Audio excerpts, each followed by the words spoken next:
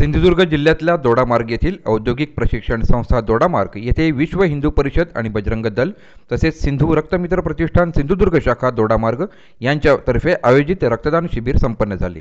यामध्ये 47 जणांनी सहभाग नोंदवला। यावेळी बजरंग दलचे संयोजक निळकंठ फाटक, सहसंयोजक सिद्धनाथ नाटेकर, विश्व हिंदू परिषद प्रखंड मंत्री निलेश साळगावकर, विश्व हिंदू परिषद सहप्रखंड मंत्री झिलू गवस, दुर्गा वाहिनी जिल्हा संयोजिका कुमारी हर्षदा पुरोहित, जिल्हा कार्यकारिणी सदस्य मनोज वझे, सिंधू रक्तमित्र प्रतिष्ठान सिंधुदुर्ग यांचे सावंतवाडी व दोडामार्ग विभागीय अध्यक्ष संजय पिळणकर, दोडामार्ग सहसचिव वैभव रेडकर, प्रसिद्धी प्रमुख भूषण सावंत उपस्थित होते। या शिबिराला कुंब्रल, आंबेली, तळेखोल, सोनावल, घोडगे, फेडशी, साटेली, हेवाळे, गिरोडे, मणेरी, दोडामार्ग शहर, साळ पुनर्वसन भागातील बजरंगिनी तसेच रक्तदात्यांनी उत्स्फूर्त उपस्थिती लावली।